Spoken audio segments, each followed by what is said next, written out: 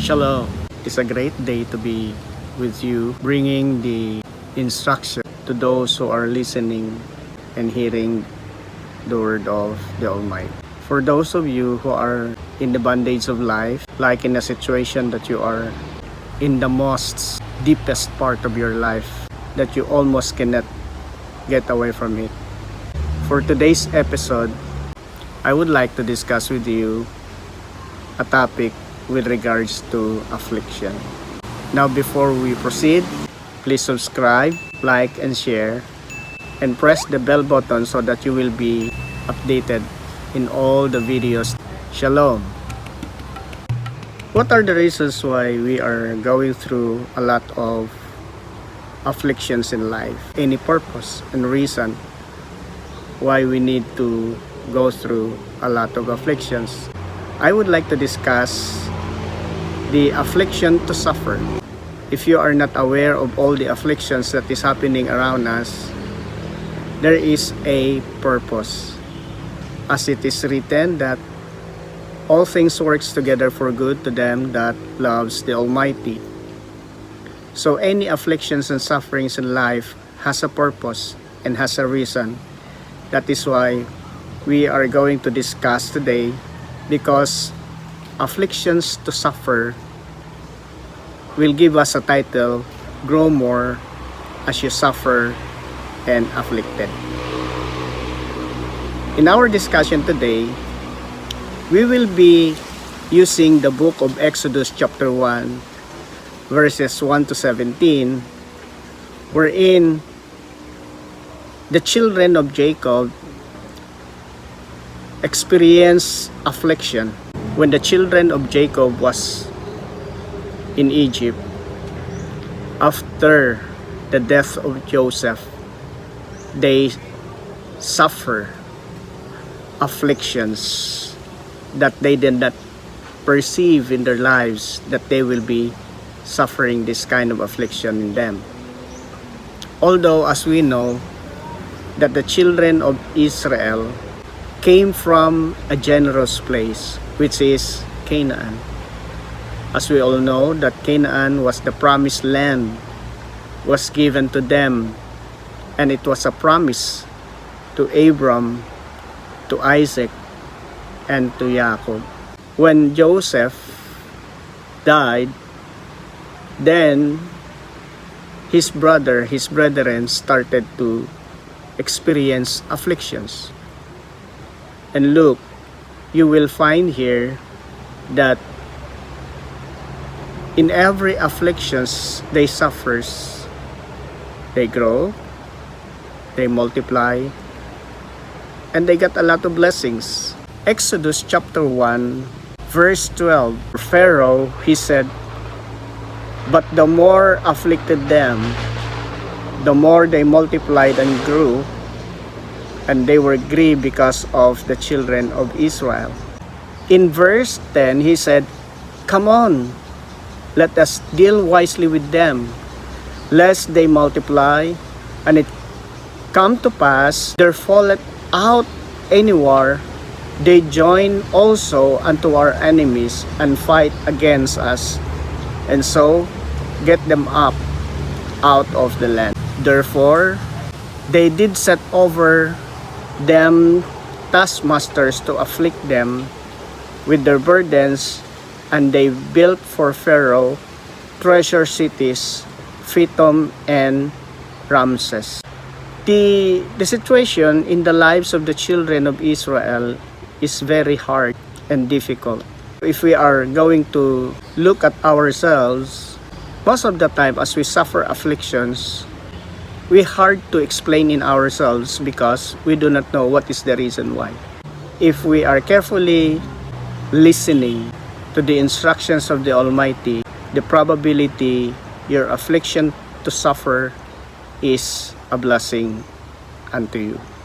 There are things that I would like to discuss. Number 1, there is fruitfulness and increase abundantly. In verse 7, it is said, and the children of Israel were fruitful and increased abundantly and multiplied and waxed exceedingly mighty, and the land was filled with them.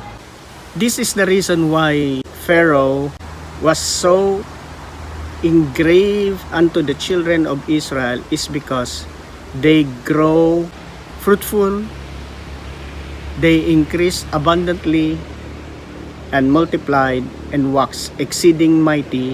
The land was filled with them. They grow very much. One of the many things that we fail to observe in our afflictions, we never find ourselves that we are increasing. We never find ourselves that we are fruitful. Because the more afflictions we have, the more fruit that comes unto us. Have you not observed a tree bearing much of fruit? When it don't bears fruit, what people do? They cut? No, they don't speak. And they just look at the tree silently. But when bear much fruit, what they do? They stone the tree in order to get the fruit. So you see, afflictions has a purpose in our life. And that what you bears, that kind of affliction you have, people will stone you and people will get angry with you, is because of fears of you. Madalas, takot na takot ang mga tao kasi bakit? Dahil akala nila, dadaigin mo sila. Just like the attitude of Pharaoh here in our context, that he saw that the children of Israel exceedingly increasing. So now you will find here, when we experience afflictions in life, is because the probability is you are experiencing much abundancy in life. Number 2, again in verse 7, mightily filled. Look at the word in verse 7. It said, and wax exceeding mighty. What's that? Lalo silang nagiging malakas. Kaya here, when Pharaoh saw that the children of Israel are exceedingly becoming larger, becoming bigger family, he said to his people that the probability when there is a war, they will become their enemy. Lalong nagiging malakas ka at nagiging matibay when you suffer afflictions, when you are suffering afflictions in life, because this will make you become perfect and mature in all the manners of life. Hindi natin napapansin ito, but we need to go through with it in order for us to get mature, to be matured, and to stand firm in all the calamities that may come into our lives. Number 3, the next to observe here, afflictions brings more to grow. Let me note in verse 12 it said, but the more they afflicted them, the more they multiplied and grew, and they were grieved because of the children of Israel. Medyo nandun na yung kaba at takot. Pharaoh mismo ang natatakot eh. Si Pharaoh mismo ang nagsasabi kung ano yung nakikita niya at naobserban niya how the children of Israel grow. Sometimes in our afflictions, sino-sino ba yung more afflicted?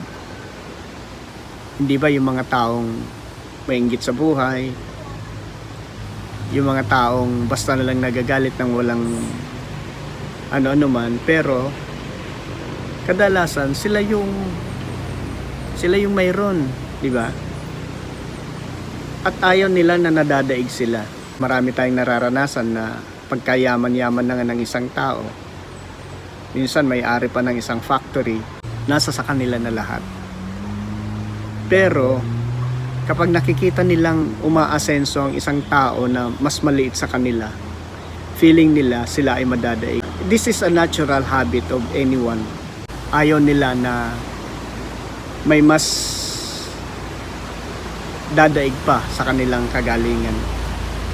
At dito, mapapansin natin na yung si Pharaoh, ang kinatatakutan niya, kapag dumating ang mga kalaban nila, baka kakampihan ng anak ni Israel ang kanilang kalaban. Well, hindi pa naman nangyayari, pero masyadong advance ang isip ng hari. Alam po ninyo, kung saan yung source of our afflictions, like let's say, tao, kaya po sila advance mag-isip kasi takot sila sa iyong kakayahan. You have that ability in yourself that possibly people will bring afflictions to you in order for you not to grow. And the last one is expect bitter lives with hard bandages. What Pharaoh did unto the children of Israel, in verse 14, let me quote, "And they made their lives bitter and hard bondage. In mortar and in brick and in all manner of service in the field, all their service wherein they made them serve was rigor." Let me discuss this verse in two ways. One is the afflictor, and the other one is our wants. The latter point I said, we are being afflicted is because of jealousy by others. We are being afflicted is because people does not want us to grow. But here in verse 14, afflictions comes to us is because of what? Mortar and bricks. What is that? What is mortar and bricks? If we are going to use that in our present situation, let me use that as our wants and needs. Kaya tayo napakaraming mga afflictions in life. Kasi, sino ang gumagawa ng mga bagay na ito sa atin? Is that being given to you? To us? No. Afflictions and sufferings, we experience this thing is because we did. They went because of food. Nung nasa Canaan sila, all the trees that were in there bears good fruit. And they have a lot of money. When they arrive in Egypt, they have bunch of money. That's why they do not need grain or corn to buy for themselves. They just need to go to their field and look for the fruit of trees. Then they will be satisfied. But what happened is because Jacob suffered fear that they might die is because of their wants. They used to eat corn or grain or rice. That's why he ordered his children to go to Egypt to buy corn. And you will find there that they bring a lot of money, they bring a lot of silver for them to buy grain or corn. Diba? The bitter lives and hard bondages that we are experiencing is because we lack to look at ourselves. Tingnan natin ating mga sarili. Baka kaya ka nagkaroon ng malaking utang kasi bumili ka ng kotse, bumili ka ng mamahaling cellphone, o bumili ka kaya ng napakalaking TV. Grabe kung umutang ka sa isang online agency Isipin mo yung 20,000 mo, babayaran mo 50,000. And then every time na meron kang kailangan, like if you have your credit card, yung inutang mong 200,000, umabot na ng 700,000. Kasi nga, nagbabayad ka pa lamang ng interest, malate ka lang ng isang araw, compounded na kaagad. People are fooling us. Or the possibility of those afflictions fools us is because we are bringing ourselves to be used by those sufferings that we have in life. As we close our discussion, in the last point, two ways that we can find there. It's either the afflictors or you yourself is the main afflictor. We were able to discuss a topic, afflicted to suffer. Let me just read what did Pharaoh in the last verses, in verses 16 to 17. He ordered the midwives and he said, when you do the office of a midwife to the Hebrew women and see them upon the stools, if it be a son, then ye shall kill. But if it be a daughter, then she shall live. But the midwives feared God and did not as the king of Egypt commanded them, but saved the men children alive. Afflictions may bring us to death. When we experience afflictions and suffering, be keen to observe. This is a way to grow more as you suffer afflictions. May the Almighty bless you and keep you as you are blessed with the discussion that we have today. Shalom.